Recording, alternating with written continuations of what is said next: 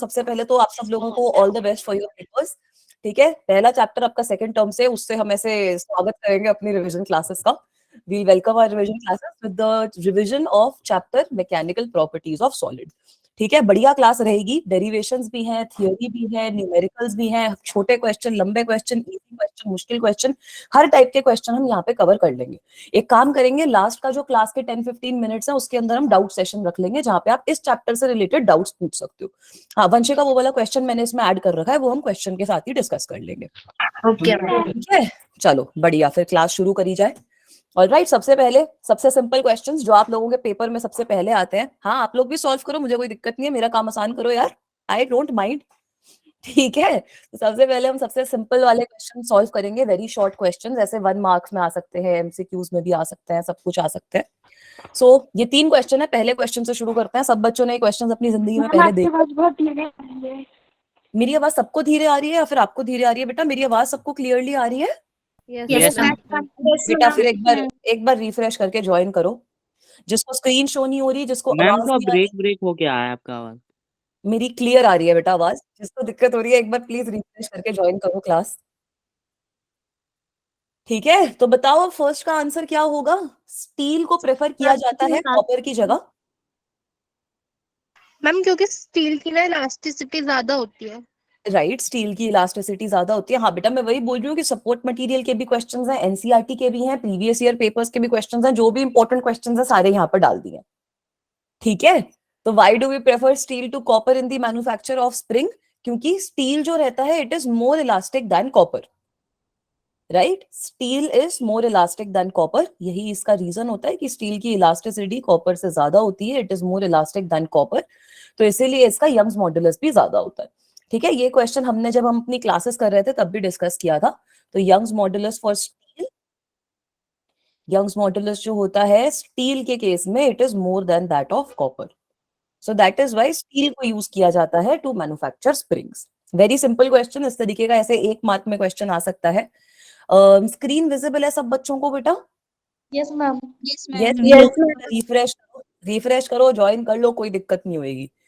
ठीक है, अब बात कर लेते हैं बल्क मॉडुलस की। बल्क मॉडुलस हमने सीखा था, बल्क मॉडुलस क्या होता है ये बताओ, what is the meaning of bulk modulus? Ma'am volume का चेंज होना। वॉल्यूम का चेंज होना, वेरी गुड। बल्क मॉडुलस हम modulus of elasticity, volumetric stress upon negative होता है। स्ट्रेन। नेगेटिव होता है। वॉल्यूमेट्रिक स्ट्रेस अपॉन स्ट्रेन, बिल्कुल बोल रहे हो। तो कोई भी मॉडुलस आपका स्ट्रेस अपॉन स्ट्रेन होता है।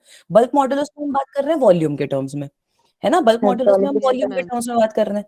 तो बल्क मॉडुलस को कुछ ऐसे लिखते हो ना, चेंज इन प्रेशर के टर्म्स में लिखते हैं इसको, divided by delta V upon V. Is this okay? है ना? हो गई है। स्क्रीन स्ट्रक हो गई है, एक सेकेंड। हाँ, तो ये प्रॉब्लम अभी भी नहीं गई है स्क्रीन स्ट्रक ना होने की। बल्क मॉडुलस वैसे सब लोग अपने ऐसे लिख लो, एक्सप्रेशन लिख लो कि it is delta P upon delta V divided by V. तो you can write it as minus V delta P upon delta V. तो अब मुझे बताओ कि इनकम्प्रेसिबल लिक्विड के लिए क्या वैल्यू होगी बल्क मॉडुलस की? What will be the value of bulk modulus for incompressible liquid? Incompressible का मतलब क्या होता है? मैम जो कम ना हो पाए, प्रेस ना हो पाए। हाँ, जो प्रेस ना हो पाए, कम ना हो पाए। इसका मतलब क्या हुआ?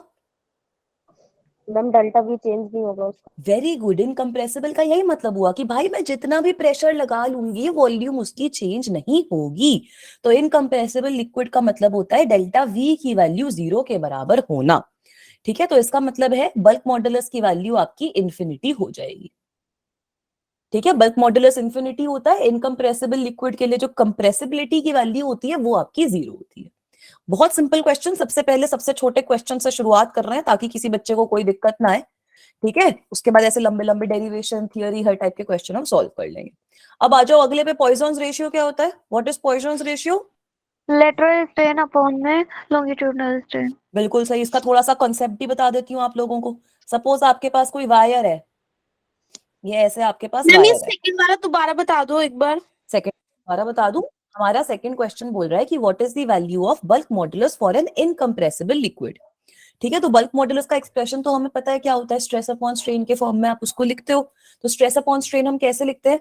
चेंज इन प्रेशर, उसको हम नेगेटिव लिखते हैं क्योंकि अगर आप प्रेशर बढ़ाते हो तो वॉल्यूम कम होती है। बल्क मॉडुलस को कैसे लिखते हैं? Change in pressure divided by volumetric strain delta V upon V. अब मैंने क्या बोला आपको, इनकम्प्रेसिबल लिक्विड गिवन है, तो इनकम्प्रेसिबल लिक्विड का मतलब क्या होता है बेटा, change in volume is equal to 0, तो बल्क मॉडुलस इंफिनिटी हो गया। क्लियर है? Yes ma'am. ठीक है, वेरी गुड। अब आ जाओ पॉइसॉन्स रेशियो पे। तो पॉइसॉन्स रेशियो ना बड़ी ही एक रियल सिनेरियो के बारे में बात कर रहा है। आपको उन्होंने एक ऐसे मोटी सी वायर दे रखी है, इस वायर का जो डायामीटर है वो d के बराबर है, इस वायर की जो लेंथ है वो l के बराबर है। बेटा म्यूट कर लो अपने आप को सब बच्चे। ठीक है, बच्चे अनम्यूटेड हैं बेटा, म्यूट कर लो। ऑलराइट, अभी थोड़ी देर के लिए मैं क्या करती हूँ, माइक का एक्सेस ले लेते हैं क्योंकि काफी बच्चे हो गए हैं क्लास में, फिर आप लोगों को दिक्कत आएगी। ठीक है, तो चैट बॉक्स पे एक्टिव हो जाओ सब बच्चे। ऑलराइट, माइक का एक्सेस अभी ले लिया है। ऐसे बच्चे ये मत बोलना कि मैम हमारी टॉफी वॉफी छीन लिया, आपने कुछ नहीं किया, बाद में ले लेना फिर से जब डाउट वगैरह पूछोगे ना, तो माइक का एक्सेस ले लेना। तब तक चैट बॉक्स पे थोड़ा एक्टिव रहो, क्योंकि वरना बच्चे ज्यादा हैं तो आप लोगों को दिक्कत आएगी क्लास के अंदर। ठीक है, तो पॉइसॉन्स रेशियो सब बच्चों को पता है क्या होता है, lateral strain upon longitudinal strain आपने बोला। लैटरल स्ट्रेन लॉन्गिट्यूडनल स्ट्रेन क्या होता है उसका मतलब समझो। अगर आपके पास कोई वायर है, अगर इसको मैं किसी भी लोड को लगा के स्ट्रेच करती हूँ तो लेंथ बढ़ जाएगी, लेंथ इंक्रीजेस, है ना। लेंथ तो मेरी इंक्रीज हो गई मैम, कोई दिक्कत की बात नहीं, वो तो ऑब्वियस सी बात है। साथ साथ में डायामीटर भी तो डिक्रीज हो जाएगा ना। किसी वायर को अगर खींचते हो तो पतली हो जाती है, ऐसे खींचते हो तो पतली हो जाती है, लेंथ अगर बढ़ती है तो नेचुरल सिचुएशन में तो यही होता है ना। तो बेटा ये जो डी का डिक्रीज हो रहा है, ये जो डायामीटर वाली चीज हो रही है, ये जो डायामीटर वाली चीज हो रही है, डायामीटर डिक्रीजिंग वाली चीज, ये आप लैटरल स्ट्रेन से रिप्रेजेंट करते हो। ठीक है, इसको लैटरल स्ट्रेन से रिप्रेजेंट किया जाता है। हमने इसकी डेफिनेशन देखी थी कि अगर आपका जो चेंज हो रहा है, जो भी डायमेंशन में चेंज हो रहा है, उसके परपेंडिकुलर डायरेक्शन में आप फोर्स लगा रहे हो तब चेंज हो रहा है, तब उसको हम लैटरल स्ट्रेन कहते हैं। और ये जो लेंथ के अंदर चेंज हो रहा है, इसको आप कहोगे लॉन्गिट्यूडनल स्ट्रेन, इसको आप करते हो लॉन्गिट्यूडनल स्ट्रेन। ठीक है, तो पॉइसॉन्स रेशियो बच्चों ने बिल्कुल सही बोला, पॉइसॉन्स रेशियो इन दोनों का रेशियो होता है। हाँ बेटा, फर्स्ट टर्म में देखो काफी सारे चैप्टर हम ऑलरेडी रिवाइज कर चुके हैं। ग्रेविटेशन हमने रिवाइज कर लिया था, राइट। उसके अलावा जैसे मैं आपको बोल रही हूँ, मेरे विटली लिंक पे units and dimensions, motion in 1D, motion in 2D, Newton laws of motion की ऑलरेडी आपकी रिविजन क्लासेस का लिंक डला हुआ है। ठीक है, तो अब बचा क्या है, हमारा वर्क पावर एनर्जी और रोटेशन बचा है, वो हम ट्राई कर रहे हैं कि आपका हम रिवाइज करवा देंगे, ऐसे क्वेश्चंस के थ्रू करवा पाएंगे। ठीक है शिवानी बेटा, रिपीट कर दूं एक बार, मैं बोल रही हूं कि अगर आप किसी वायर को खींचते हो, ठीक है, अगर आप किसी वायर को खींचते हो तो उसकी लेंथ बढ़ जाएगी, डायमीटर कम हो जाएगा, यही होता है। तो बेटा ये जो डायमीटर का कम होना है या फिर डायमीटर का बढ़ना है, जो डायमीटर के अंदर चेंज है उसको आप लैटरल स्ट्रेन से रिप्रेजेंट करते हो, जो भी आपका लेंथ के अंदर चेंज हो रहा है उसको लॉन्गिट्यूडनल स्ट्रेन से रिप्रेजेंट करते हैं। और पॉइसॉन्स रेशियो होता है इन दोनों का रेशियो। पॉइसॉन्स रेशियो का मतलब क्या हो गया, इन दोनों को हम डिवाइड करते हैं। तो Poisson's ratio is lateral strain upon longitudinal strain. Is this okay? हाँ बेटा, मैंने एक पीडीएफ भेजी थी ग्रुप पे, जिन बच्चों को पीडीएफ नहीं मिली मैंने अपने बिटली लिंक में भी डाल रखी है वो पीडीएफ, तो उसको भी आप चेकआउट कर सकते हो। हाँ बेटा, इलास्टिक पोटेंशियल एनर्जी वाली डेरिवेशन एक क्वेश्चन के फॉर्म में मैंने कर रखी है, वो भी मैं कर लूंगी, वो भी डिस्कस हो जाएगी आपकी। बिल्कुल सही विवेक बेटा, ये आपकी यूनिटलेस क्वांटिटी है। ठीक है, this does not have any unit, it is unitless, है ना। यूनिट कहां से होगी यार, स्ट्रेन तो वैसे यूनिटलेस होता है, दोनों स्ट्रेन को डिवाइड कर दोगे तो वो भी यूनिटलेस ही होएगा। ये तीनों क्वेश्चन क्लियर है, छोटे छोटे क्वेश्चन हैं, क्लियर है यहाँ तक? Is it clear guys? चलो वेरी गुड। तो यहां से देखो कितने कॉन्सेप्ट रिवाइज हो गए, लैटरल स्ट्रेन क्या होता है, लॉन्गिट्यूडनल स्ट्रेन क्या होता है, पॉइसॉन्स रेशियो क्या होता है, बल्क मॉडुलस क्या होता है, ये यंग्स मॉडुलस क्या होता है, सब कुछ रिवाइज हो गया यहाँ पर। अब आ जाओ आगे, तो ये आपके ये भी अच्छे कॉन्सेप्ट है। ठीक है, तो सबसे पहले ये बताओ कि अगर आप वायर को बार बार ऐसे तो मड़ोड़ रहे हो तो आप देखोगे कि कुछ टाइम बाद वो टूट जाएगी। तो ऐसा क्यों हो रहा है, व्हाई इज दिस हैपनिंग? बता दूंगी शिवानी बेटा, वो इसमें ही क्वेश्चन की तरह मैंने ऐड कर रखी है। हाँ, चेंज इन डायामीटर जो है वो आपका लैटरल स्ट्रेन से रिप्रेजेंट हो रहा है। All right, very good. Elastic fatigue का रीजन होता है, तो इलास्टिक फटीग कैसे याद रखना है, फटीग का मतलब मैंने बताया था थकावट, है ना, कि थक गई भाई वो वायर जो है या फिर जो भी स्प्रिंग है, वो इतना काम कर करके थक चुका। ठीक है, आपने उस पर इतनी फोर्स लगा दी, वो बार बार अपनी वापसी ओरिजिनल पोजीशन में आ रहा है, अब वो नहीं आना चाहता। ठीक है, तो यहाँ पर यही हो रहा है कि अगर आप रिपीटेड बेंडिंग कर रहे हो, रिपीटेड बेंडिंग की वजह से क्या होता है, अगर ऐसा कोई क्वेश्चन आए तो उसका आंसर आप इलास्टिक फटीग की जगह भी ऐसे लिख सकते हो कि repeating bending leads to decrease in elastic strength, leads to decrease in elastic strength, उसकी इलास्टिक स्ट्रेंथ कम हो जाएगी, एंड दैट इज वाई अब आप उसको तोड़ पाओगे इजीली। ठीक है, ये बड़ा ही सिंपल सवाल है, उसकी जो इलास्टिक स्ट्रेंथ है वो कम हो जाएगी, that is why you will be able to break it easily. ठीक है बेटा, माइक ऑन नहीं कर सकते, अभी सेंचुरी होने वाली है बच्चों की, इतना शोर मचेगा कि बहुत मुश्किल हो जाएगा मामला। ठीक है इकरा बेटा, अभी चैट बॉक्स पे बात कर लो, क्लास के एंड में मैं आप लोगों को माइक का एक्सेस दे दूंगी, ठीक है, तो उसमें अगर आप लोगों को कोई भी दिक्कत होगी तो आप लोग बात कर सकते हो। ऑल राइट बेटा, इलास्टिक फटीग का मतलब क्या होता है? फटीग का मतलब क्या होता है? थकावट, है ना। फटीग का मतलब होता है थकावट। तो आपने अपनी वायर के ऊपर कंटिन्यूअसली अगर आप बार बार उस पर डिफॉर्मिंग फोर्स लगा रहे हो ना, तो वो बार बार डिफॉर्मिंग फोर्स लगाने की वजह से जो भी वायर है, स्प्रिंग है, कुछ भी है, वो अपनी इलास्टिक स्ट्रेंथ को लूज कर देता है। सो दैट इज वाई अगर इस केस में भी आप बार बार वायर को रिपीटेडली बेंड कर रहे हो, तो उस पर अपनी आप ये डिफॉर्मिंग फोर्स लगा रहे हो, तो कुछ टाइम बाद आप ऑब्जर्व करोगे कि वो चीज टूट जाएगी, क्योंकि आपने उसकी इलास्टिक स्ट्रेंथ को कम कर दिया है because of applying deforming force so many times. Is it okay now बेटा? ठीक है, यही इसका भी आंसर है, जो दूसरा वाला है इसका भी आंसर इलास्टिक फटीग ही है, इसका भी आंसर आपका इलास्टिक फटीग ही है।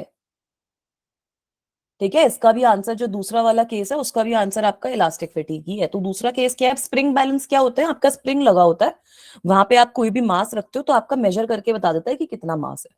तो यहाँ पे आपके पास स्प्रिंग होता है, तो अब ये ऑब्जर्व किया गया है कि स्प्रिंग बैलेंस भी जो होते हैं ना, वो कुछ टाइम बाद रॉन्ग रीडिंग दिखाते हैं।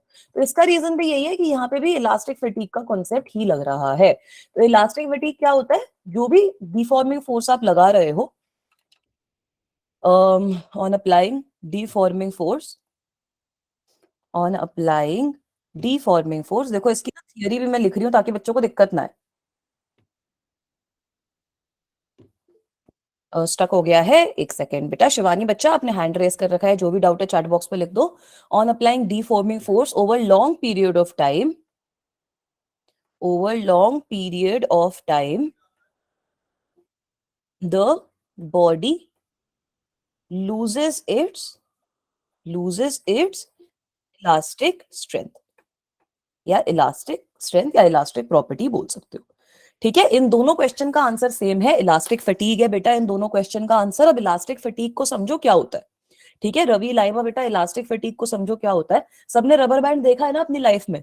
रबर बैंड तो सबने देखा है, लड़कियों ने तो देखा है, बालों में लगा, तो लड़कों ने भी देखा ही होगा, ऐसे पड़ा हुआ कहीं पे, है ना। तो रबर बैंड क्या होता है? रबर बैंड को खींचो, अब आप उससे खेलते रहो, आप उसको खींचो वापसी आ जाएगा, खींचो वापसी आ जाएगा, खींचो वापसी आ जाएगा, कुछ टाइम बाद आप देखोगे वो लूज सा हो गया, है ना। मेरे तो रबर बैंड के साथ ऐसा होता है कि वो लूज हो जाता है।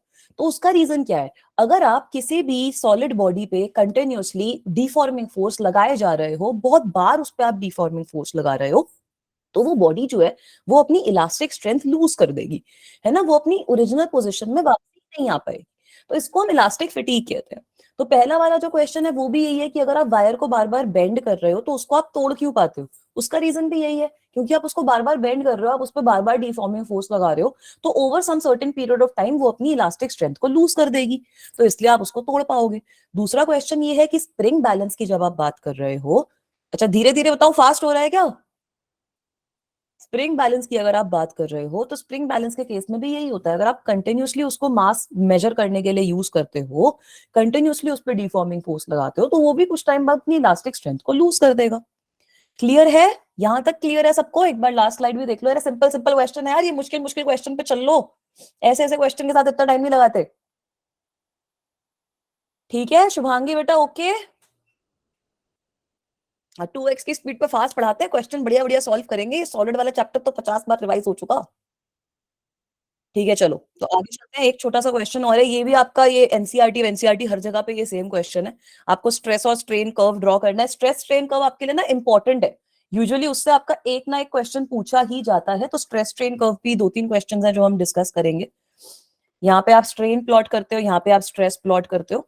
तो मैं आपको 3 टाइप के मटेरियल का स्ट्रेस स्ट्रेन कर्व दे रही हूँ, किसी भी टाइप का है तो आप दे पाओगे।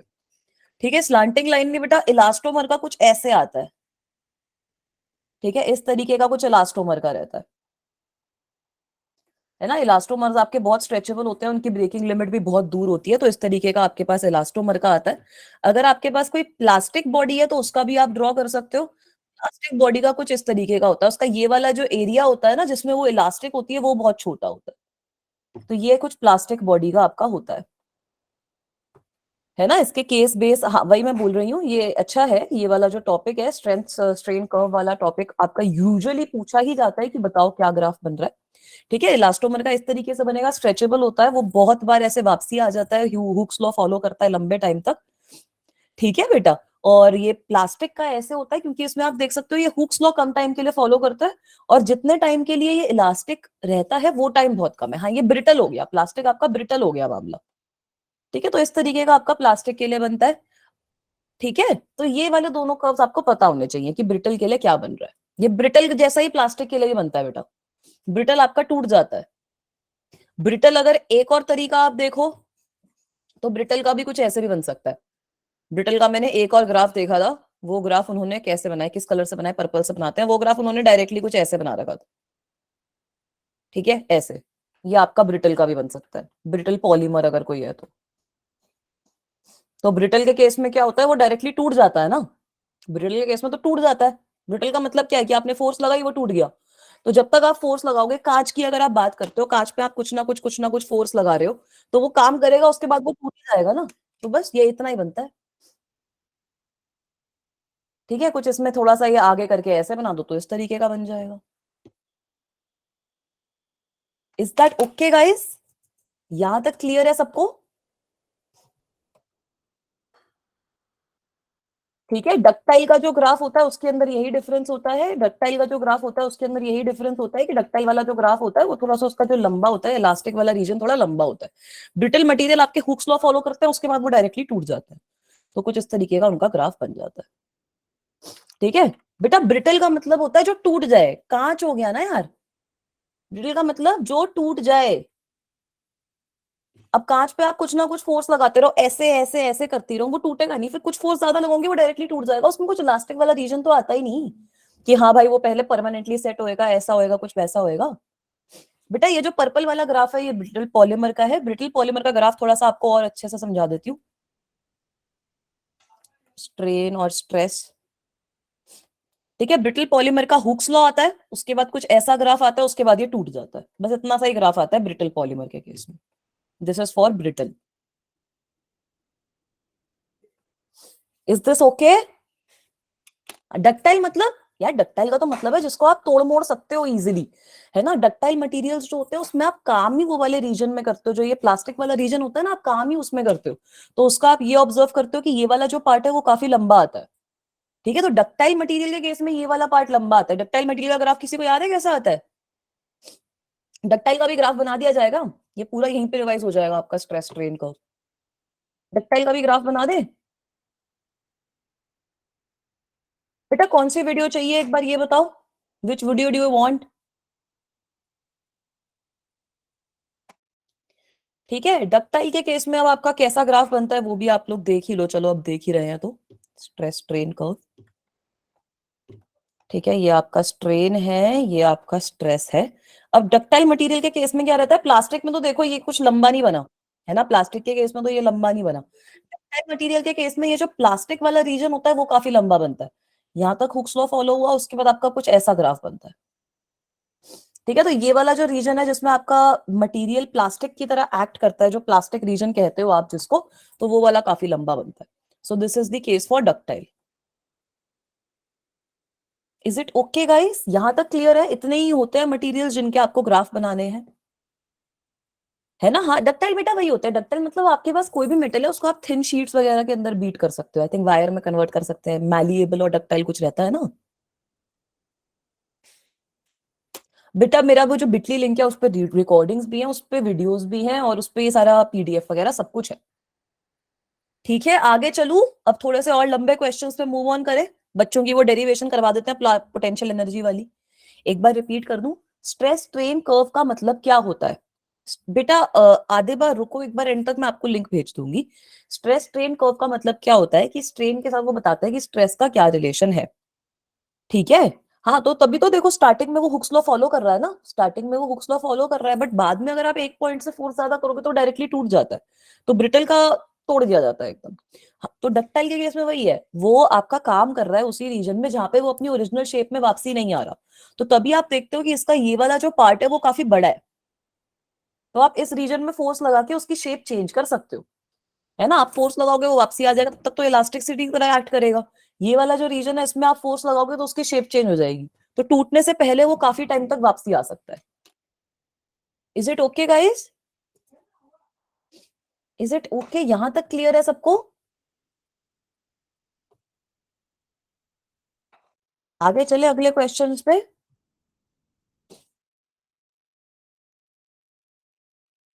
Yes ma'am, okay ma'am. हाँ, इलास्टोमर्स बेटा हुक्स लॉ फॉलो नहीं करते, वो तो आप सही बोल रहे हो। ठीक है, उसके लिए लीनियर ग्राफ मैंने बनाया भी नहीं है। देखो इस तरीके का ग्राफ बनाया है, उसके लिए नॉन लीनियर कर्व बना है, स्ट्रेट लाइन नहीं बनी। चलो अब आगे चलते हैं। अब जो सब बच्चों का मेजर डाउट है, जिसमें सब बच्चे बोल रहे थे कि मैम ये इलास्टिक पोटेंशियल एनर्जी वाली चीज बता दो। थैंक यू सो मच पूजा बेटा। आधे बच्चा आप यहाँ से सारे रिकॉर्डिंग वगैरह ढूंढ सकते हो, खाली लास्ट की 2 रिवीजन क्लासेस की रिकॉर्डिंग अभी नहीं आई है, वो उसका जैसे यूट्यूब लिंक आएगा मैं ऐड कर दूंगी।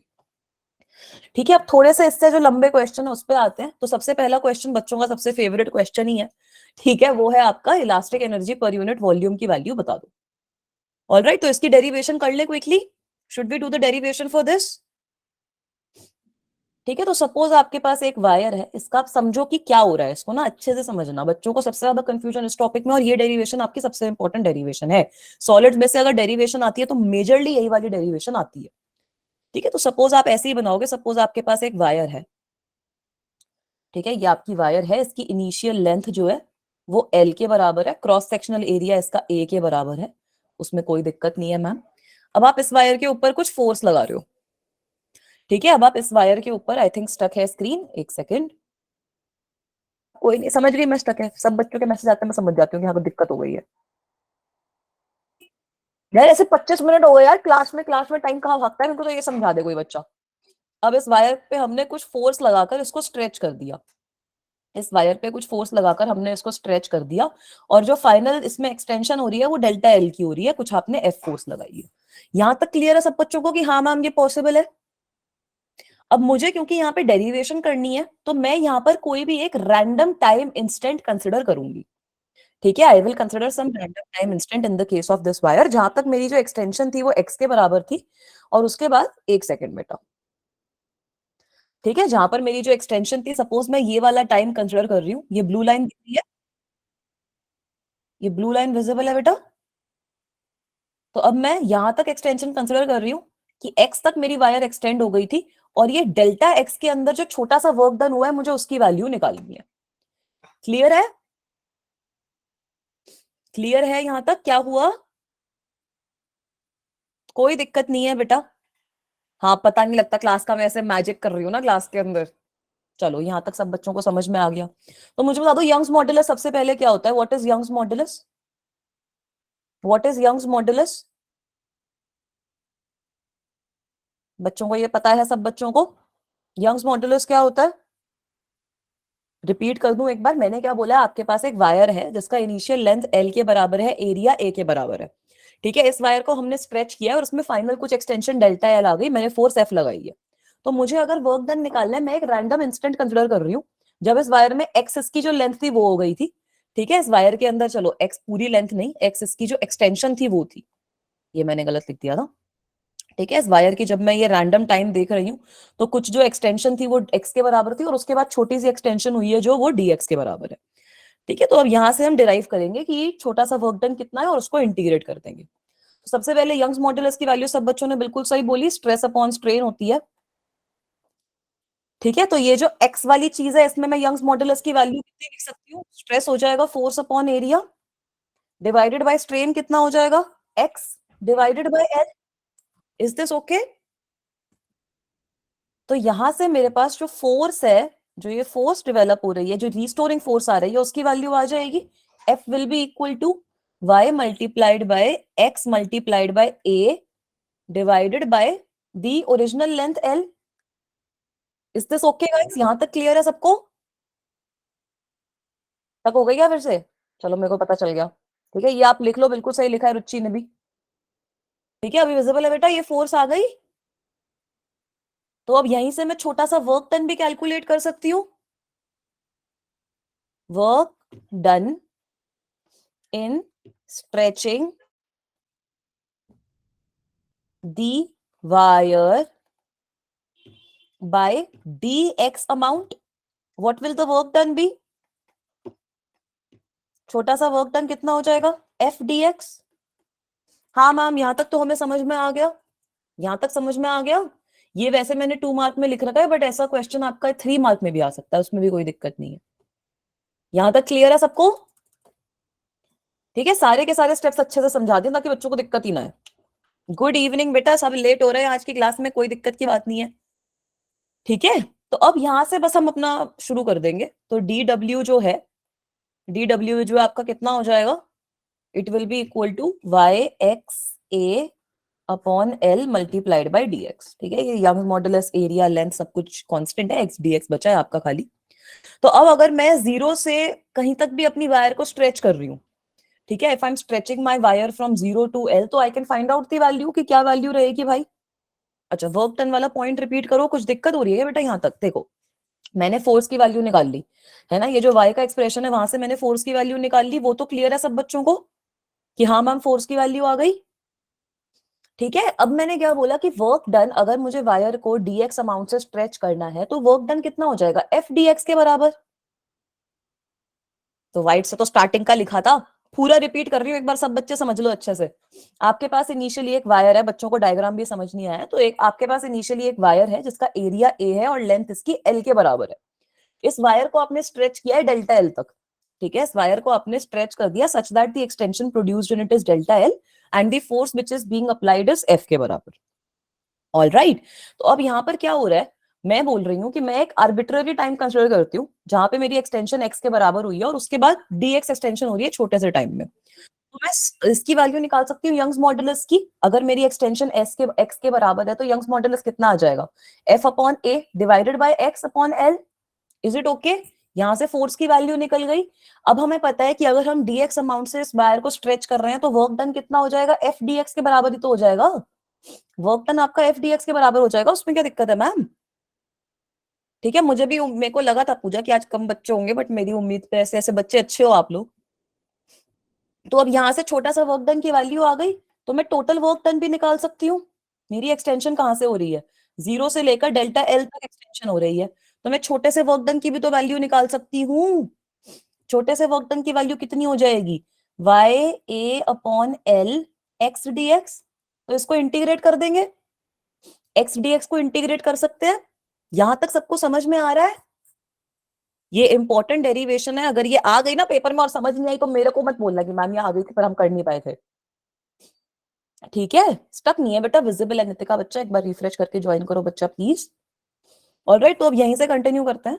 वर्क डन की वैल्यू हमारे पास आ गई, यंग्स मॉडुलस, एरिया और लेंथ कॉमन है, integration of x d x from 0 to delta L.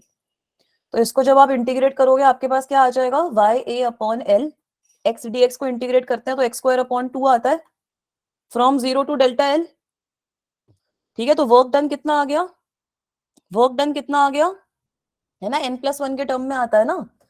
I think screen struck हो गई है, n+1 के टर्म में आता है, तो यहाँ पे आपके पास x⁻⁴ है, क्योंकि बेटा हमने dw की वैल्यू निकाली है। अगर हमें पूरी की पूरी प्रोसेस में वर्क डन निकालना है तो इंटीग्रेट करके आता है। ठीक है शिवानी बेटा, इजी डेरिवेशन है, तभी बोल रही हूँ कि फोकस कर लो, हो जाएगी। तो यहां से मेरे पास वैल्यू कितनी आ जाएगी वर्क डन की?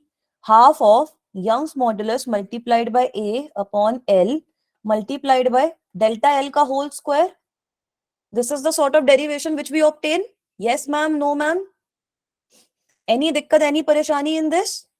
स्टक हो गई क्या स्क्रीन? एक सेकेंड बेटा, हाफ का फैक्टर आएगा ना, x⁻n+1 upon n+1, x⁻n+1 upon n+1 आता है ना आपके पास। यहां तक क्लियर है सबको?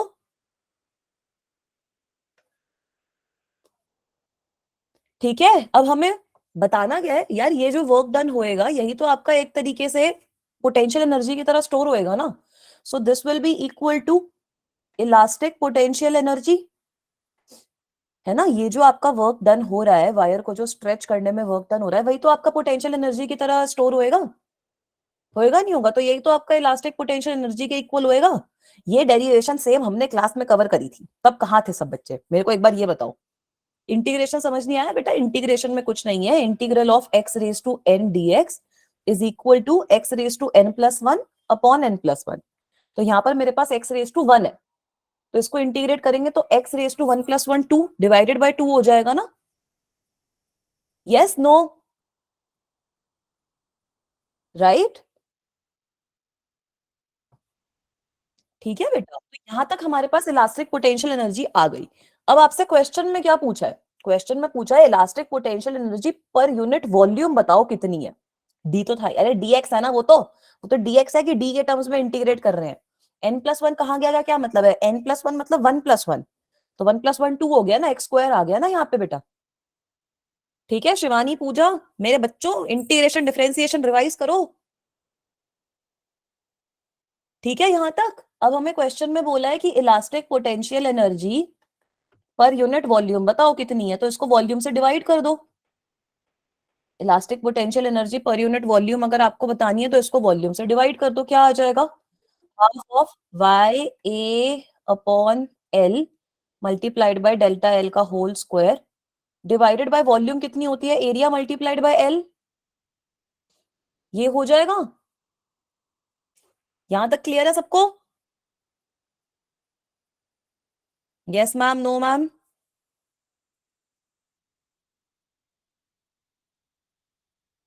ठीक है, चलो अब यहां तक हम लोगों को क्लियर हो गया, अच्छी बात है। ठीक है, ठीक है, वेरी गुड।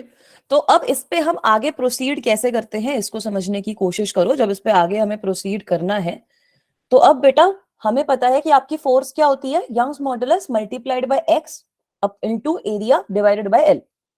ठीक है, तो यहाँ पे आपकी एक टर्म तो फोर्स की आ जाएगी। Force will be equal to what? Young's modulus multiplied by area multiplied by delta L upon L. तो एक तो आपके पास टर्म आ जाएगी इसकी, फोर्स की आ जाएगी यहाँ पे टर्म। ये डेल्टा एल को मैं कैसे लिख सकती हूँ? डेल्टा एल का स्क्वायर है तो डेल्टा एल एक आ गया और एक मेरे पास डेल्टा एल और आ गया, ऐसे लिख सकती हूँ, है ना? इलास्टिक पोटेंशियल एनर्जी तक समझ में आया बेटा? वर्क डन की डायरेक्टली वैल्यू निकाल दी है। अब मैंने इसको एल से डिवाइड कर दिया है ताकि मैं इसको half into stress into strain के टर्म्स में लिख पाऊं। ठीक है बच्चों, तो ये वाला पार्ट इजी है, हमने डायरेक्टली इसको half into stress into strain. बेटा क्या समझ नहीं आया एक बार ये बताओ प्रिया बच्चा, कहाँ कंफ्यूजन हो रही है? बेटा डिफरेंशिएशन से आंसर नहीं आएगा शिवानी, इसका हमें इंटीग्रेट ही करना पड़ेगा क्योंकि आप छोटा सा वर्क डन निकालते हो फिर उससे फाइनल वर्क डन निकालते हो। ठीक है, तो डिफरेंशिएशन से नहीं आएगा इसका आंसर। समझ नहीं आ रहा, एक बार स्टार्टिंग से समझो। मेरे पास एक वायर थी, इनिशियली उसका एरिया था ए के बराबर, लेंथ थी एल के बराबर। अब जब मैंने उसको स्ट्रेच किया है तो उसकी जो फाइनल लेंथ है, जो भी उसकी फाइनल लेंथ है वो आपकी डेल्टा एल से बढ़ गई, डेल्टा एल से बढ़ गई। एक्सटेंशन इसमें डेल्टा एल प्रोड्यूस हुई और फोर्स मैंने एफ लगाई। तो अब मैंने बोला कि मैं किसी रैंडम टाइम पे एक्स जब एक्सटेंशन है तब देख रही हूँ कि क्या फोर्स बन रही है। तो फोर्स का हमारे पास ये एक्सप्रेशन आ गया यंग्स मॉडुलस के एक्सप्रेशन से। ठीक है, यंग्स मॉडुलस के एक्सप्रेशन से आ गया। डेरिवेशन ही समझा रही हूँ प्रिया, यहां तक क्लियर है बेटा? यंग्स मॉडुलस के एक्सप्रेशन से फोर्स की वैल्यू आ गई। अब वर्क डन की वैल्यू कितनी होती है? यहाँ पर छोटा सा work done to stretch this wire कितना लगा होगा? छोटा सा वर्क डन लगा होगा force multiplied by d x. So this is the value of work done, y x a upon L d x. यहां तक क्लियर है सबको? इसको इंटीग्रेट करेंगे तो आंसर आ जाएगा वर्क डन का। Is it okay till here guys? Yes. तो इसके बाद मैंने इसको इंटीग्रेट किया है बस बेटा, Y A upon L common आ गया, ब्रैकेट में खाली x रेज टू 1 dx मेरे पास बचा है। इसको जब मैं इंटीग्रेट कर दूंगी तो x रेज टू 1 का इंटीग्रेशन हो जाता है x स्क्वायर अपॉन 2। तो यहाँ पर मेरे पास आ गया x स्क्वायर अपॉन 2। और इसमें जब मैं वैल्यू डेल्टा एल की पुट करूंगी जो मेरी फाइनल एक्सटेंशन है, this is what I will obtain. So this is your elastic potential energy बच्चा, क्योंकि जो भी आपका वायर के अंदर वर्क डन हो रहा है वही तो आपकी इलास्टिक पोटेंशियल की एनर्जी, इलास्टिक पोटेंशियल एनर्जी की तरह स्टोर होएगी ना बेटा। इंटीग्रेशन के कुछ छोटे छोटे एक्सप्रेशंस हैं, उसकी भी मैंने लिस्ट भेजी है ग्रुप पे, वो आप याद रखो। अगर आप x रेज टू n को इंटीग्रेट कर रहे हो तो आपके पास x raise to n+1 upon n+1 आता है आंसर। ठीक है, पूजा, धमाल, मुस्कान, क्लियर है बेटा? अगर आप x रेज टू n को इंटीग्रेट करोगे तो x रेज, अरे डिफरेंशिएशन का उल्टा है यार, x स्क्वायर को डिफरेंशिएट करते हो x आता है ना, इसको आप x में को इंटीग्रेट कर रहे हो तो x स्क्वायर आ रहा है। Till here crystal clear? तो ये मेरे पास इलास्टिक पोटेंशियल एनर्जी आ गई। अब elastic potential energy per unit volume अगर मुझे निकालनी है तो वो मेरे को इसको डिवाइड करना पड़ेगा AL से। इसको मैंने लिख दिया Y A delta L upon L multiplied by delta L के टर्म्स में, और इसको डिराइव कर दिया, डिवाइड कर दिया AL से। अब यहां तक क्लियर है? स्टक नहीं है? अभी कुछ लिखा नहीं है नया? यहां तक सबको क्लियर हुआ? तो बेटा ये वाली जो टर्म है मेरी, ये तो फोर्स के बराबर हो गई ना। This entire term is equal to force. तो मेरे पास इलास्टिक पोटेंशियल एनर्जी क्या बच गई? Half into F upon A multiplied by delta L upon L। यही तो बच गई elastic potential energy per unit volume हमारे पास, है ना। इसको मैं फोर्स की जगह लिख दिया तो मेरे पास बच गया force upon area delta L upon L multiplied by half. तो अब ये फोर्स अपॉन एरिया कितना होता है मैम? फोर्स अपॉन एरिया होता है स्ट्रेस, और डेल्टा L अपॉन L कितना होता है? स्ट्रेन। तो आ गया नहीं आया आंसर? आंसर आ गया, समझ में आया ये वाला डेरिवेशन, हेंस प्रूव्ड, क्वेश्चन का आंसर डन है। तभी मैं बोल रही हूँ ये 2 मार्क की जगह 3 मार्क में भी आ सकता है क्वेश्चन। अगर इससे डेरिवेशन आई तो यूजुअली यही वाली डेरिवेशन आती है। क्लियर है सब बच्चों को? इससे ज्यादा डिटेल में नहीं आता। हो सकता है ये वर्क डन को बोलने की इसको रिप्रेजेंट करो अलग तरीके से, तो वहां पे आप खाली ये स्ट्रेस और स्ट्रेन का एक्सप्रेशन लगाकर इसको भी रिप्रेजेंट कर सकते हो, बट डेरिवेशन बेसिकली यही है बेटा। आई थिंक 6-7 क्वेश्चंस हुए हैं अब तक। हाँ 3 मार्क्स में आ सकता है ये। हाँ पूरा पेज करोगे तभी मैं बोल रही हूँ कि 3 मार्क्स में आ सकता है। यूनिट क्या होगी इलास्टिक पोटेंशियल एनर्जी की? जूल पर मीटर स्क्वायर के तरीके से आ सकती है ना। एनर्जी अपॉन एरिया हो गया ना, एनर्जी अपॉन वॉल्यूम, तो जूल्स पर मीटर क्यूब के तरीके से आ सकती है। बेटा सेकंड लाइन में ये वाली जो टर्म है इसको फोर्स से मैंने रिप्रेजेंट कर दिया। फोर्स आपकी ये वैल्यू होती है क्योंकि, ठीक है, Young's modulus multiplied by A multiplied by elongation divided by L. Young's modulus के एक्सप्रेशन से यही हमारे पास फोर्स की वैल्यू आई थी। जब आप इसको यहाँ पे यूज करते हो तो आपके पास final elastic potential energy divided by volume कितनी हो जाएगी? Half into force upon area multiplied by delta L upon L. So this will be equal to half into stress into strain. Is it okay बेटा? Clear है? मैं इसके notes जैसे ही class होगी ना नोट्स अपलोड कर दूंगी, सब लिंक पे चेक कर लेना। Crystal clear? आगे चलूं? Should we move forward? देख लो एक बार पिछली स्लाइड भी, इसकी फोटो वगैरह भी लेनी है तो ले लो यार, अच्छा क्वेश्चन है। क्रिस्टल क्लियर है? अच्छी डेरिवेशन है इस चैप्टर से, यूजुअली यही डेरिवेशन आती है, यूजुअली और कोई अजब अलग डेरिवेशन आती नहीं। हौश शिवानी, एक ऐसा क्वेश्चन है, हाँ स्ट्रेस ही तो होता है, रिस्टोरिंग फोर्स अपॉन एरिया। बेटा ऐसा यूनिट एनर्जी की होती है, ये elastic potential energy per unit volume का एक्सप्रेशन निकाला है हमने, तो यहाँ पे आपका joules per unit metre cube हो जाएगा ना यार ऐसा यूनिट। ये तो ऐसे दिमाग लगा के सोचो, है ना बेटा? अरे सॉरी की बात नहीं है। आगे चलूं? हाँ वो आपका इलास्टिक पोटेंशियल एनर्जी होगा फिर, that is elastic potential energy. यहाँ पे हमने वही पोटेंशियल एनर्जी को वॉल्यूम से डिवाइड कर दिया, तो इसलिए half into stress into strain आ रहा है। ठीक है दिव्या? प्रिया बेटा मेरे जो बिटली लिंक है वो भेज दूंगी, उस पर मैं अपलोड कर दूंगी ताकि आगे चलो, वरना अभी, ठीक है, वरना नए क्वेश्चंस नहीं हो पाएंगे, पुराने क्वेश्चंस में रह जाओगे। ठीक है नेक्स्ट क्वेश्चन पे मूव ऑन करते हैं। ये आपका नेक्स्ट क्वेश्चन है, थियोरेटिकल क्वेश्चन है, बहुत सिंपल क्वेश्चन है, इसको मैं ज्यादा डिटेल में डिस्कस भी नहीं करूंगी, कर लोगे इसको। क्या होता है बल्क मॉडुलस? बल्क मॉडुलस क्या होता है? बल्क मॉडुलस क्या होता है बेटा? बल्क मॉडुलस ऑफ इलास्टिसिटी आपका वॉल्यूमेट्रिक स्ट्रेन के केस में आता है ना। Very good. Bulk modulus of elasticity is ratio of change in pressure to volumetric strain. ठीक है, हाँ नेगेटिव में होता है। नेगेटिव में क्यों होता है एक बार ये बताओ, नेगेटिव में क्यों होता है बेटा? ठीक है, बल्क मॉडुलस की वैल्यू सब बच्चे याद रखो, bulk modulus is equal to minus of change in pressure upon delta V upon B. इसकी एसआई यूनिट क्या होती है? इसकी एसआई यूनिट क्या होती है? किसी भी मॉडुलस ऑफ इलास्टिसिटी की एसआई यूनिट क्या होती है? हाँ वेरी गुड, अगर आप प्रेशर बढ़ाते हो तो वॉल्यूम डिक्रीज करती है, इसीलिए आपका बल्क मॉडुलस नेगेटिव रहता है। बिल्कुल सही बेटा पलक, सब सही बोल रहे हो। नो एसआई यूनिट नहीं बेटा, एसआई यूनिट होती है इसकी डेल्टा वी अपॉन वी की एसआई यूनिट होगी नहीं, जो प्रेशर की एसआई यूनिट होती है इसकी वही होती है। तो एसआई यूनिट होती है इसकी न्यूटन पर मीटर स्क्वायर। इसकी डायमेंशन भी आप लिख लो, प्रेशर वाली डायमेंशन होती है, ठीक है, प्रेशर वाली सेम डायमेंशन होती है, M L raise to -1 T raise to -2। ठीक है, अब आपसे अगली चीज पूछी है कि बल्क मॉडुलस और कंप्रेसिबिलिटी के बीच में बताओ। तो कंप्रेसिबिलिटी का सबसे पहले मतलब क्या होता है वो आप नोट डाउन कर लो। कंप्रेसिबिलिटी इसको के से रिप्रेजेंट करते हैं बुक्स में, कभी कभी उल्टा भी कर देते हैं, के से बल्क मॉडुलस को कर दिया, किसी और चीज से इसको कर दिया। हाँ बेटा पास्कल से भी करते हैं इसको रिप्रेजेंट। हाँ हाँ पास्कल लिख दो, कोई दिक्कत की बात नहीं है बच्चों। तो ये कंप्रेसिबिलिटी हो गई, ability to reduce the size of a material, ability to reduce the size of a material। कि साइज को कैसे कम करोगे, by applying pressure, by applying pressure. तो बताओ कंप्रेसिबिलिटी किसकी ज्यादा होती है, गैसेस की, सॉलिड की, किसकी ज्यादा होती है? बेटा compressibility is not directly proportional to bulk modulus, it is inversely proportional to bulk modulus. Compressibility is equal to 1 upon bulk modulus. एक और चीज आप नोट डाउन कर सकते हो कि compressibility जो गैसेस की होती है is higher than solids or liquids। ठीक है, गैसेस की compressibility सबसे ज्यादा होती है। Is this okay guys? ये क्वेश्चन क्लियर है? थियोरेटिकल क्वेश्चन है, मुश्किल क्वेश्चन है नहीं। जिसको समझ नहीं आया, अब क्या करा जाए जिसको समझ नहीं आया उस बच्चे का, मतलब मेरे पास भी ऐसा कोई पनिशमेंट का तो तरीका है नहीं। ठीक है, पनिशमेंट की बात नहीं है, समझ में आया, सिंपल क्वेश्चन है। बेटा चेंज इन प्रेशर हो जाता है ना आपका, जो स्ट्रेस लग रहा है, स्ट्रेस आपका फोर्स अपॉन एरिया ही तो है, तो चेंज इन प्रेशर ही तो हो गया ना बल्क मॉडुलस के केस में। ठीक है, अगले क्वेश्चन पे चलूं। अगला क्वेश्चन भी आपका आई थिंक सपोर्ट मटेरियल वाला क्वेश्चन है, अच्छा क्वेश्चन है, लेकिन बेटा इसमें रिपीट का कुछ है ही नहीं। पायल बेटा सिंपल है, बल्क मॉडुलस का मतलब क्या होता है? Ratio of change in pressure to volumetric strain, hydraulic stress upon hydraulic strain भी आप इसको लिख सकते हो।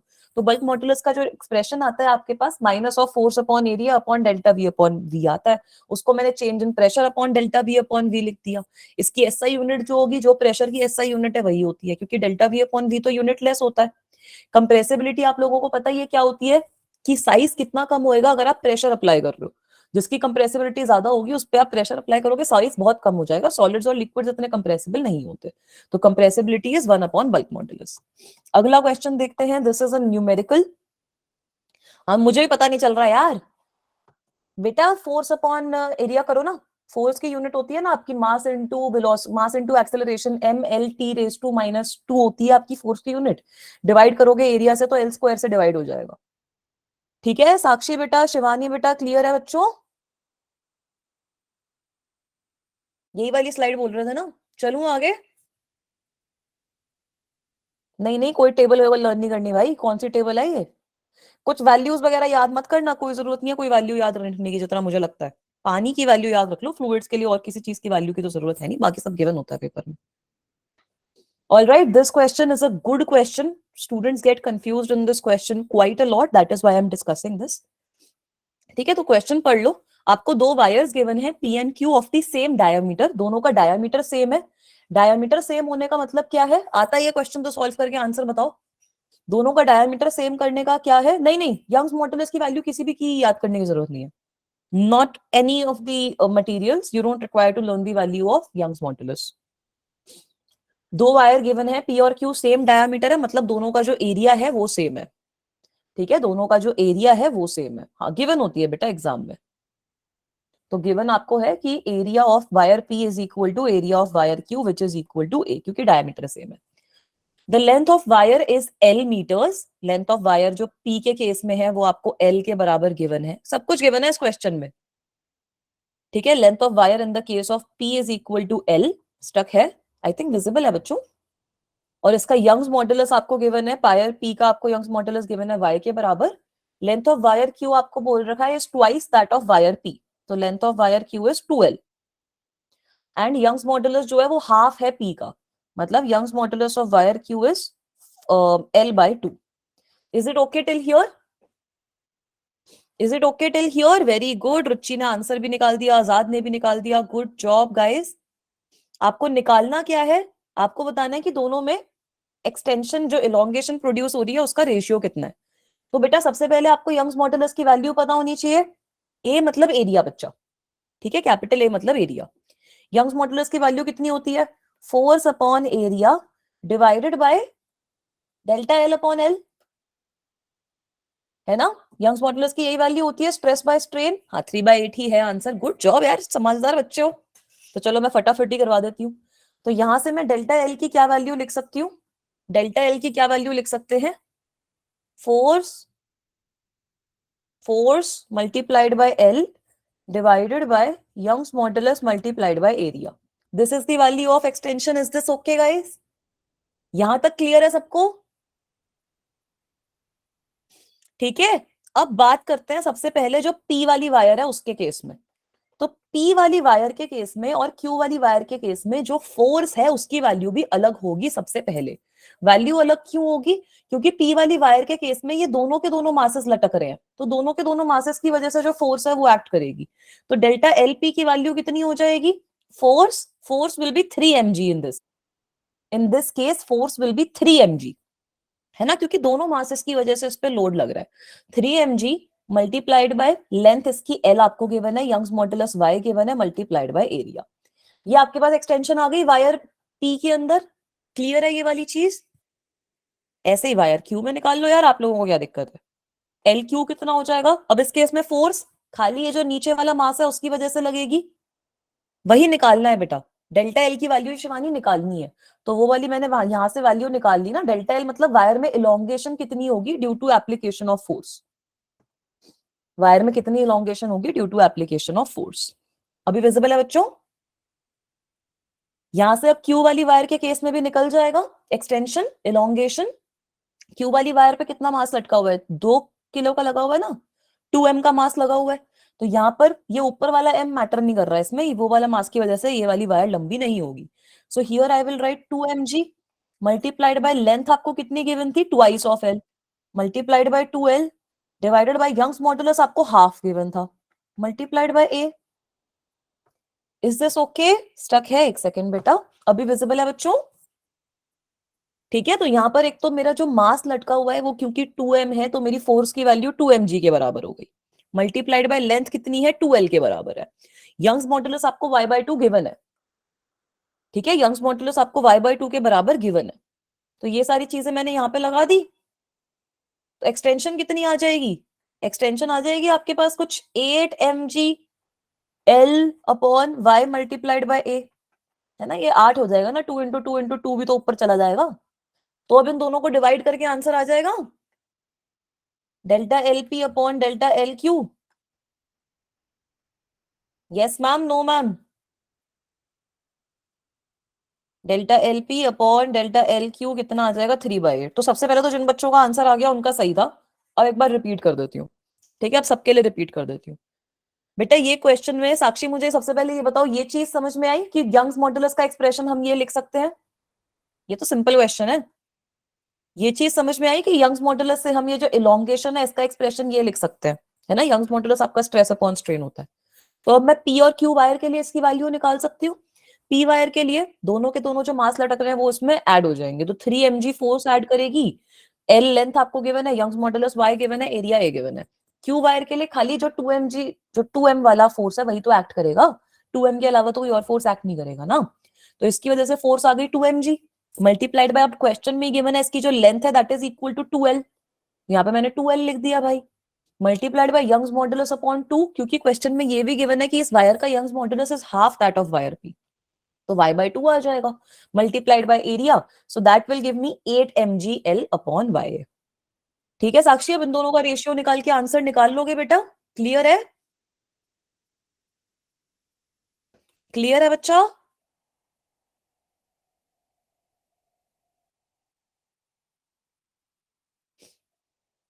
ऑल राइट, वेरी गुड बेटा। आंचल वो टीचर पे डिपेंड करता है, बट वैसे आपके एग्जाम में डेरिवेशंस का नंबर जो होता है वो थोड़ा ज्यादा रहता है, ठीक है। जो ये आपके CBSE वाले पेपर है उसमें थोड़ा डेरिवेशन का नंबर ज्यादा रहता है, तो डेरिवेशन थोड़ा ज्यादा फोकस कर सकते हो।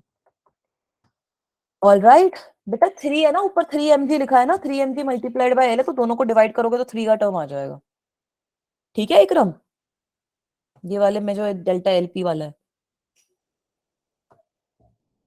ऑल राइट, तो ये क्वेश्चन देख लो, अब ये भी सिंपल है, जैसा हमने अभी डेरिवेशन करी है वही सेम क्वेश्चन है ये। आपको बोला एक आपके पास वायर है, you are having a wire, same question है बस थोड़ा अलग तरीके से लिख दिया है। You are having a wire, उसकी ओरिजिनल लेंथ आपको गिवन है L के बराबर, L के बराबर लेंथ गिवन है उसकी, एरिया ऑफ क्रॉस सेक्शन आपको A के बराबर गिवन है, यंग्स मॉडुलस आपको Y गिवन है, ठीक है बेटा। डेरिवेशन ज्यादा आनी चाहिए आपकी, डेरिवेशन और थियोरेटिकल कॉन्सेप्ट ज्यादा आते हैं आपके पेपर में। अब इसको अगर आपने एक्स अमाउंट से स्ट्रेच कर दिया है, इसके अंदर एक्स अमाउंट ऑफ एक्सटेंशन आ गई है, तो आपको बताना है कि वर्क डन की वैल्यू कितनी रहेगी। तो कर लोगे ये क्वेश्चन? सबसे पहले हमें पता है कि मैम यंग्स मॉडुलस कितना हो जाएगा? F upon A divided bye X upon L, ठीक है, जो भी मेरी ओरिजिनल लेंथ है। तो यहां से हम रीस्टोरिंग फोर्स की वैल्यू लिख सकते हैं, सेम वही स्टेप्स करूंगी जो पहले करे थे। रीस्टोरिंग फोर्स की वैल्यू कितनी हो जाएगी, F will be equal to Young's modulus multiplied by area multiplied by x upon L. Is this okay? Is this okay? तो वही तो मैं बोल रही हूँ, डेरिवेशन आपका नंबर ज्यादा रहता है बेटा, तो डेरिवेशन और थियोरेटिकल पे अच्छे से फोकस करना है, थियोरेटिकल टॉपिक्स पे। अब वर्क डन अगर आपको करना है, वर्क डन कैलकुलेट करना है, वर्क डन इन स्ट्रेचिंग, ये आप थियोरेटिकल स्टेप्स भी लिख सकते हो। Work done in stretching a wire by dx amount, ठीक है, अगर आपको dx अमाउंट से वायर को बढ़ाना है तो वर्क डन आपका कितना हो जाएगा, work done will be equal to F dx। तो छोटा सा जो वर्क डन है that is equal to what, Young's modulus a upon l x dx। Is this okay? ठीक है, अब आपसे पूछा है work done in stretching a wire to an amount x, मतलब work done from, work done in, बेटा अभी तो बहुत क्वेश्चन है, देखो मेरे पास क्वेश्चन की लिस्ट ही लिस्ट है, जितने क्वेश्चन आप कर सकते हो उतने कर लो, जब थक जाओ तो बता देना, फिर सॉलिड के क्वेश्चन खत्म करके अगली क्लास शुरू कर देंगे, ठीक है। तब हमें निकालना है work done in stretching a wire. आप लोग मुझे ये भी बताओ कि ये जो क्वेश्चन डिस्कस ना हो पाए वो भी क्वेश्चन मैं आप लोगों को सेंड कर दूं, जो क्वेश्चन डिस्कस नहीं हो पाए क्लास में वो भी आप लोगों को सेंड कर दूं, एक बार उन पे नजर मार लेना, ठीक है, उन पे नजर मार के उनको सॉल्व करने की कोशिश करना, आंसर भी आप लोगों को मिल जाएंगे, ठीक है, मैं आपको सेंड कर दूंगी बेटा। तो इसकी वैल्यू क्या हो जाएगी, 0 से x तक इंटीग्रेट कर दो, x तक निकालना है ना, तो 0 से लेकर x y a upon l x dx, तो अभी तो इंटीग्रेट किया था, इंटीग्रेट करने पे क्या आया था, y a upon l multiplied by x square upon 2, यही आपका आंसर है, half a y x square upon l। लिख लोगे इसका आंसर? बिल्कुल सही बोल रहे हो दीपक बेटा, यहां तक क्लियर है सब बच्चों को? DW क्या होता है बेटा, DW तो फोर्स इंटू dx हो गया ना, जैसे पिछले केस में किया था मुस्कान शिवानी, हाँ इंटीग्रेशन करनी पड़ेगी ना, वही जो पिछले केस में करी थी, ये सेम लास्ट क्वेश्चन है, ठीक है। यहां पर हमने फोर्स की वैल्यू निकाली, छोटा सा वर्क डन कितना हो जाएगा, फोर्स मल्टीप्लाइड बाय dx, है ना, फिर इसको इंटीग्रेट कर दिया ताकि फाइनल वर्क डन निकाल ले। क्या समझ नहीं आया इसमें बेटा? इंटीग्रेशन का एक्सप्रेशन क्या होता है, integral of x raise to n dx is equal to x raise to n plus 1 divided by n plus 1। तो जब आप x को इंटीग्रेट करोगे आपके पास x स्क्वायर अपॉन 2 आ जाएगा ना बच्चा, है ना, उसके बाद सीधा फॉर्मूला ही तो लगाया, इसमें तो कुछ भी नहीं किया, डायरेक्टली इसको dw को यहाँ पे प्लग इन किया, इसको इंटीग्रेट कर दिया 0 से x तक हमने, ठीक है। तो हमारे पास y अपॉन l कॉन्स्टेंट है वो बाहर आ जाएगा, x dx को जब इंटीग्रेट करोगे तो x स्क्वायर अपॉन 2 बच जाएगा। Is it okay guys?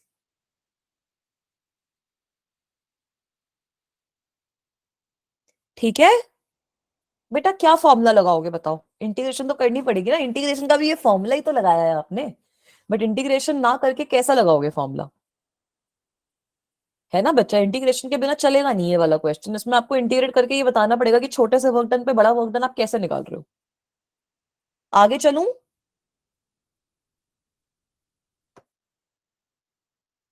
हाँ बेटा, ये वाली जो क्लास है ये आपकी 6:15 तक है, फिर थोड़े से 5 मिनट अगर आप लोगों को कुछ डाउट्स वगैरह है तो वो भी बता देना, वो क्लियर कर लेंगे। अगली क्लास आपकी 6:45 पे होगी, उसमें मैं ही होंगी, फ्लूइड्स पढ़ेंगे, ठीक है। वही लिंक से ज्वाइन करना है आपको, खाली बीच में थोड़ा सा ब्रेक दिया है कि ये वाले चैप्टर को रिवाइज करना है, फ्लूइड्स को रिवाइज करना है, कुछ पानी पीना है, चाय पीनी है, कॉफी पीनी है, तो वो आप कर पाओ। ऑल राइट, तो चलो अब इस क्वेश्चन पे आ जाओ, ठीक है। थर्ड क्लास में थर्मल प्रॉपर्टीज पढ़ेंगे, जो जो आपके चैप्टर है एक एक करके कर लेंगे, कल की क्लास में केटीजी थर्मो और ऑसिलेशन पढ़ेंगे, फिर परसों की क्लास में वेव्स पढ़ेंगे, उसके बाद आपके 2 चैप्टर फर्स्ट टर्म के करवा दूंगी, रोटेशन और वर्क पावर एनर्जी, तो हो जाएगा बस काम खत्म। हाँ हाँ, मैं ही हूँ उन वाली क्लासेस में भी, सारी क्लासेस मेरे साथ ही होनी है आज, ठीक है। अब ऐसे 9 दिन 3 दिन में 9 क्लासेस होनी है, मेरी शक्ल देख देख के पक जाओगे सब लोग, ठीक है। इस वाले क्वेश्चन को सॉल्व करवाओ, बताओ कैसे करें इसको सॉल्व। तो इलास्टिसिटी, ये जो सॉलिड्स वाला चैप्टर है ना, हाँ अच्छा रिवीजन हो रहा है, ठीक है। ट्यूसडे को बताया तो था वेव्स कराएंगे, वेडनेसडे को तो पेपर है ना, वेव्स, रोटेशन और वर्क पावर एनर्जी, कभी नहीं पकेंगे, ठीक है, चलो अच्छी बात है बेटा, आदत हो गई है, चलो अच्छा है, मेरे को भी आदत हो गई है तुम बच्चों की। यार चैप्टर देख लो, सेकंड टर्म में जितने चैप्टर है वो अभी कर लेंगे, 2 क्वेश्चन आपके रोटेशन के रह जाएंगे। अब ये तो क्वेश्चन सिंपल है, इनको देख के क्यों लग रहा है डर? चलो ये वाला क्वेश्चन भी सॉल्व करते हैं, क्वेश्चन सॉल्व करते हो डर खत्म हो जाएगा यार। ठीक है, इनके अंदर आंसर्स भी मैं आपको फिर वैसे प्रोवाइड करवा दूंगी, जो आंसर्स जैसे वेबसाइट्स वगैरह पे स्क्रीनशॉट मार के है ना, उसके आंसर्स भी आपको दे दूंगी। बेटा केमिस्ट्री की तो नहीं होनी ना अभी क्लास, केमिस्ट्री का आपका जब पेपर होगा उसके पहले क्लासेस शुरू होंगी, रिवीजन क्लासेस, उसका भी जो शेड्यूल रहेगा वो आपको इन्फॉर्म कर देंगे। 15 को अभी फिजिक्स का पेपर है, 16 को भी बच्चों का फिजिक्स का पेपर ही है, तो अभी एकदम से केमिस्ट्री की क्लासेस शुरू नहीं होंगी। ठीक है, तो ये वाला क्वेश्चन देखो, सब लोगों ने पढ़ा होगा कि ये सॉलिड्स चैप्टर क्यों पढ़ते हैं। इंजीनियरिंग में बहुत अच्छे से पढ़ाया जाता है ये चैप्टर, क्योंकि आपको इलास्टिक प्रॉपर्टीज देखनी पड़ती है। आप ब्रिज में कोई लगा रहे हो मेटल, उसकी इलास्टिक प्रॉपर्टी देखोगे, वरना वो लूज होकर गिर जाएगा, क्या करेंगे फिर? ठीक है, तो आपको हैवी लोड्स के लिए किस मटेरियल की रोप यूज करनी है, कैसे उसको बनाना है, इन सब चीजों के लिए आपको देखना पड़ता है कि क्या करना है। तो बेटा इसलिए आपकी ये जो इलास्टिसिटी वाली नॉलेज है ना वो काम आती है। ठीक है, चलो अब यहां पर आपको बोला है कि अगर आपने स्टील की रोप यूज करी है, उसकी आपको इलास्टिक लिमिट गिवन है, और आपको बताया है कि आपको 10⁵ किलो का वेट जो है वो उठाना है इससे, तो आपको बताना है कि रेडियस कितना होना चाहिए स्टील रोप का। तो कैसे बताओगे? How will we solve this question? How will we solve this question? Elastic limit का क्या मतलब होता है? जो भी आपका मैक्सिमम स्ट्रेस है ना वायर पे, वो इस लिमिट को क्रॉस नहीं करना चाहिए। ठीक है, तो ये मैं लिख भी देती हूँ, जो यहाँ पे रुचि ने भी लिखा है। हाँ मैं इसको अपने लिंक में ऐड कर दूंगी। ठीक है, ग्रुप में भेजने में दिक्कत होगी, जो लिंक है बिटली लिंक अभी चेक कर लेना, अभी 2 मिनट में ही ऐड कर दूंगी। अल्टीमेट स्ट्रेस जो होता है, जो आपकी वायर पे मैक्सिमम स्ट्रेस लग रहा है, अल्टीमेट स्ट्रेस जो है should not exceed the elastic limit. ठीक है बेटा, सीबीएसई के पेपर के लिए ना आपके यही वाले क्वेश्चंस इंपॉर्टेंट रहते हैं, इसलिए ये वाले क्वेश्चन ज्यादा करवा रहे हैं। जब नीट के पेपर करते थे तब तो हम अलग अलग टाइप के क्वेश्चन डिस्कस करते थे, सीबीएसई के पेपर के लिए ये वाले जो क्वेश्चंस है वो इंपॉर्टेंट है। हमने देखा है कि इनके क्वेश्चंस ही आपके पिछले वाले जो पेपर्स हैं उनके अंदर भी प्रेजेंट है। ठीक है, तो इसीलिए यही वाले क्वेश्चंस करवा रही हूँ बेटा। ऑल राइट, तो अल्टीमेट स्ट्रेस जो है वो आपका इलास्टिक लिमिट को एक्सीड नहीं करना चाहिए। तो यहां से जब आप देखते हो यू की जो वैल्यू होती है, आपको पता है it is force upon area. ठीक है, तो फोर्स तो आप निकाल सकते हो, 10⁵ kg की आपको फोर्स m गिवन है, तो फोर्स आपकी mg अपॉन एरिया हो जाएगी, mg upon pi r square, है ना। तो यहां से आपका रेडियस निकल जाएगा, m कितना है 10⁵ मल्टीप्लाइड बाय g कितना है 9.8 divided by pi r square, and this must be equal to how much? It must be equal to 30 into 10⁻⁷, है ना। यही तो आपकी अल्टीमेट जो स्ट्रेंथ है उसके बराबर है।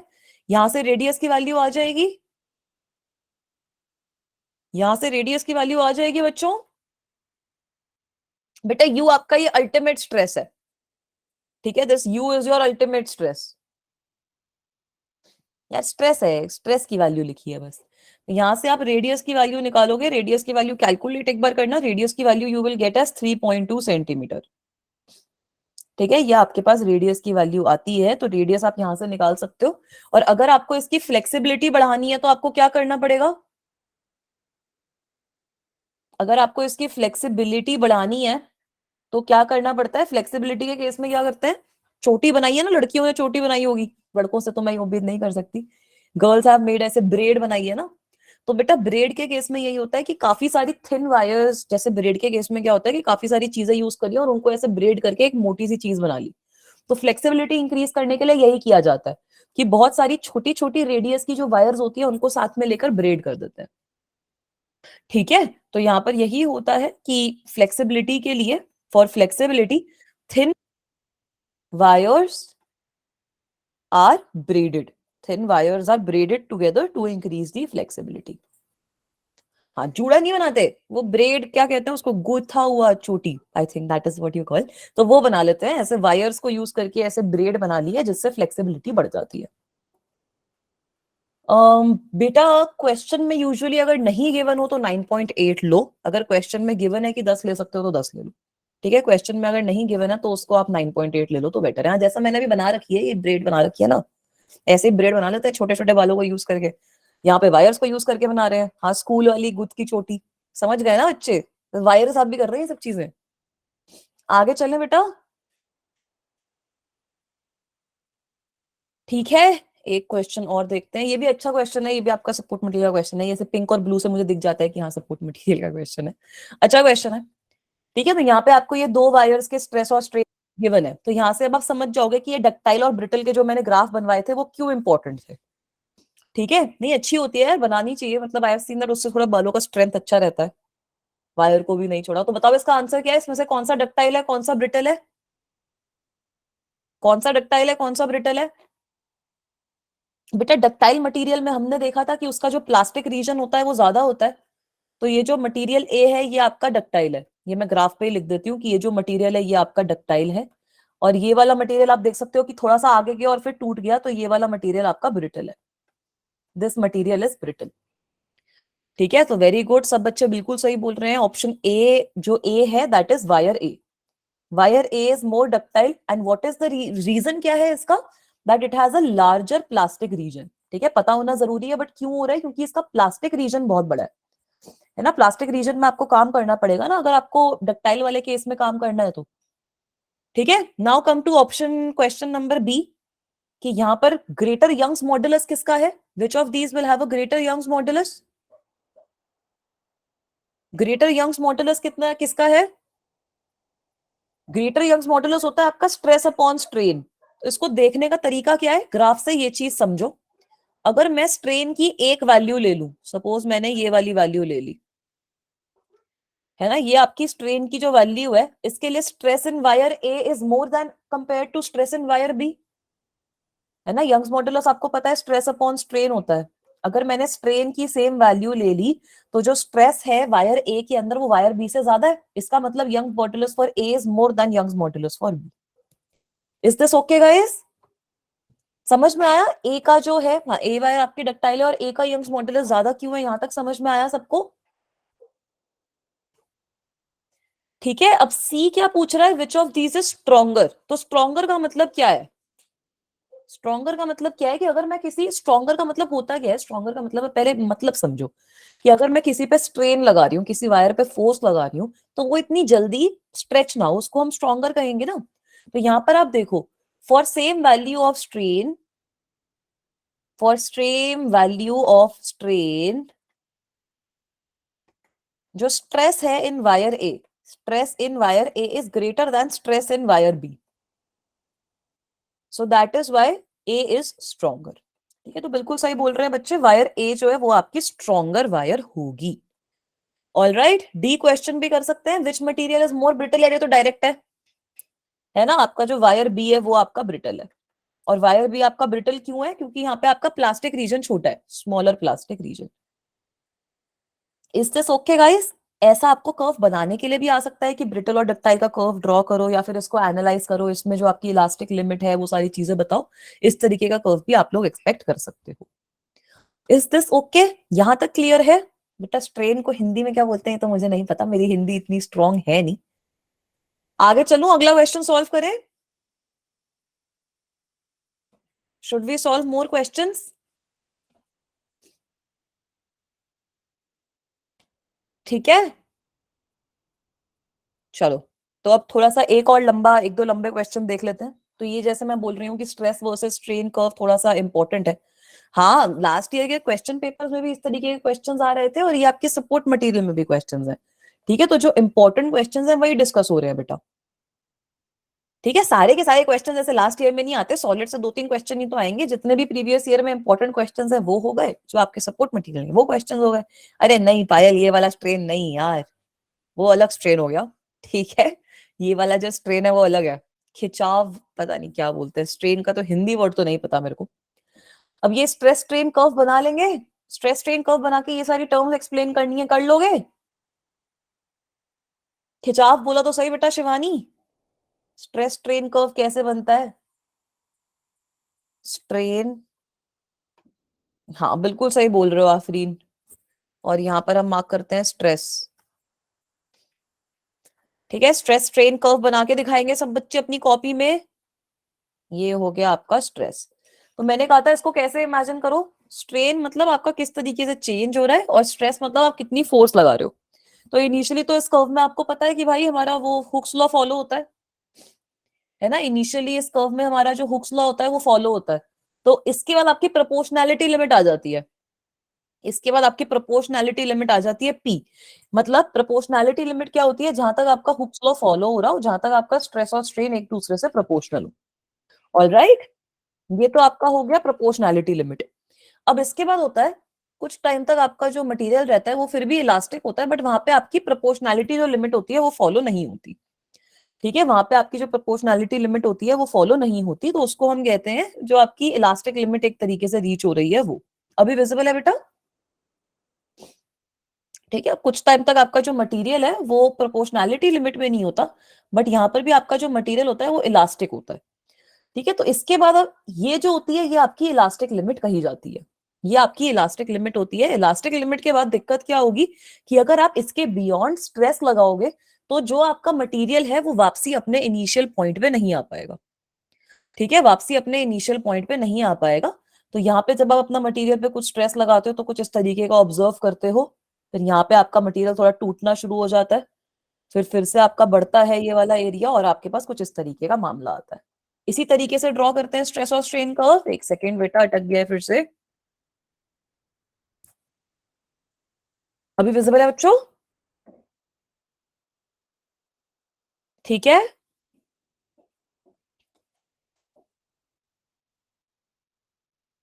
ठीक है बेटा। तो ये वाला जो पॉइंट होता है, अब ये आपका एक तरीके से यील्ड पॉइंट होता है, ये वाला आपका यील्ड पॉइंट होता है। इसको थोड़ा सा मैंने एक्सपैंड करके ड्रॉ करा है। तो इलास्टिक लिमिट आपकी हो गई, जहां पे आपका जो स्ट्रेस स्ट्रेन कर्व है ना वो आपका पॉइंट बी के बाद शुरू होता है। आपकी जो इलास्टिक लिमिट रहती है उसमें आपका जो स्ट्रेस स्ट्रेन कर्व है उसमें आपका मटेरियल फिर से वापसी आ जाएगा, बट आपकी प्रोपोर्शनैलिटी नहीं रहती। ठीक है, your proportionality is not there. Alright, वो आपकी इलास्टिक लिमिट होती है। It is the point up to which the material returns to its original position. उसके अलावा उसके बाद में अगर आप उससे ज्यादा स्ट्रेस लगाओगे तो आपका जो मटेरियल है वो कभी भी ओरिजिनल पोजीशन पे नहीं आ पाएगा। आपका जो मटेरियल है वो पूरे टाइम आपका अलग ही तरीके से वर्क करेगा, वो आपसी कुछ परमानेंटली सेट हो जाता है। ठीक है बेटा, मैंने कुछ लगाया नहीं है, अभी कुछ लिखा नहीं है। यहां तक विजिबल है बच्चों? ठीक है, अब ये जो यील्ड पॉइंट होता है, ये जो यील्ड पॉइंट है आपका, this is the point eight which the material will start behaving plastically. ठीक है, ये आपका कुछ यील्ड पॉइंट रहता है। तो यील्ड पॉइंट पे क्या होता है, आपका जो मटेरियल है it starts to deform plastically. ठीक है, ये आपका यील्ड पॉइंट पे मैंने बता दिया। उसके बाद आप परमानेंट सेट के बारे में भी पूछ सकते हो। परमानेंट सेट क्या हो गया, जैसे स्प्रिंग वगैरह में देखा होगा कि अगर आप उसको एक्सपैंड करते हो तो एक फोर्स के बियॉन्ड वो वापसी अपनी ओरिजिनल शेप में कभी नहीं आएगा, कुछ ना कुछ उसमें परमानेंट चेंजेस हो जाएंगे। तो ये जो परमानेंट उसके अंदर चेंज हो गया है, अगर आप इलास्टिक लिमिट के बियॉन्ड हो गए हो, सो that is the deformation which will stay in your material beyond the elastic limit, तो उसको आप परमानेंटली सेट कहते हो। ठीक है, टेंसिबल स्ट्रेंथ कितना है कि आपने कितनी फोर्स लगाई है उसको आप मेजर कर लो, वो आपका टेंसिबल स्ट्रेंथ होता है, डिफाइंड रेजिस्टेंस ऑफ द जो स्ट्रेस बनता है वो। Is it okay guys? यहां तक क्लियर है सबको? ये स्ट्रेस स्ट्रेन कर्व समझ में आया? पी पॉइंट आपकी प्रोपोर्शनैलिटी लिमिट है। P point is your proportionality limit. इसके बियॉन्ड आपका जो मटेरियल है वो प्रोपोर्शनल नहीं रहेगा। ठीक है, इसके अलावा इसके बाद में जो आपका मटेरियल है वो प्रोपोर्शनल नहीं रहेगा। हाँ, इलास्टिक हिस्टेरेसिस रह गया। इलास्टिक हिस्टेरेसिस आप लोग नोट डाउन कर लो भाई, हिस्टेरेसिस। ठीक है, इलास्टिक हिस्टेरेसिस की डेफिनेशन आप लोग नोट डाउन कर सकते हो, अच्छी होती है। It is the difference between, इसकी डेफिनेशन होती है, it is the difference between strain energy, जो आपकी स्ट्रेन एनर्जी है रिक्वायर्ड, स्टक है एक सेकेंड। हाँ, फेरोमैग्नेटिक सब्सटेंस की होती है बेटा वो हिस्टेरेसिस जो होती है आपकी प्रॉपर्टी। यहाँ पर हम इलास्टिक हिस्टेरेसिस की बात करें तो कर्व दोनों में सेम बनता है। It is the difference between strain energy required to generate, it is the difference between strain energy required to generate a given stress, required to generate a given stress in a material, and materials elastic energy at that stress. इसकी ये definition थोड़ी याद करनी पड़ेगी। ठीक है, तो ये अगर आपका किसी मटेरियल में आपको कुछ गिवन स्ट्रेस जनरेट करना है तो उसके अंदर जो स्ट्रेन एनर्जी आप लोगों को चाहिए होगी उसका डिफरेंस, और जो इलास्टिक एनर्जी एक्चुअल में मटेरियल की होती है, उन दोनों का जो डिफरेंस होता है वो आपका स्ट्रेन रिप्रेजेंट करता है। ठीक है, तो कुछ मटेरियल्स जो आपके हिस्टेरेसिस शो करते हैं उसमें इस तरीके का आपका कर्व बनता है। ये आपका स्ट्रेन हो गया, ये आपका स्ट्रेस हो गया। अगर आप इलास्टिक हिस्टेरेसिस की बात करते हो तो जो आपका कर्व है उसमें दो अलग तरीके से आपका कर्व बनता है। कुछ इस तरीके से आपका कर्व बनता है।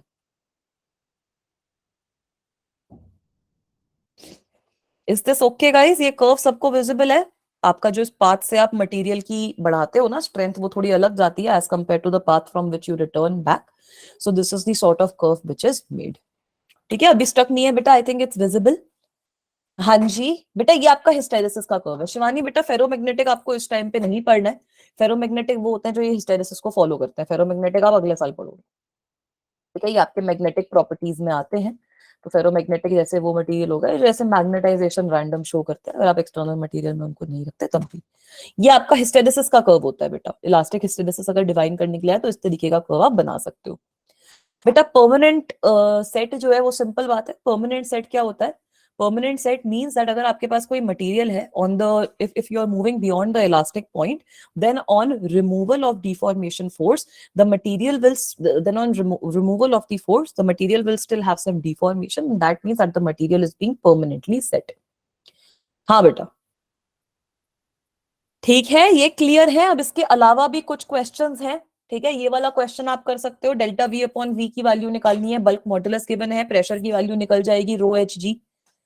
ये वाला क्वेश्चन भी आप लोग कर सकते हो। ये आपका शेयर मॉडुलस का क्वेश्चन है। ऐसे सेम क्वेश्चंस हम लोगों ने भी जब हमने पहले न्यूमेरिकल्स वाला काम करा है तब इसको हमने कर रखा है, इस तरीके के क्वेश्चंस को सॉल्व।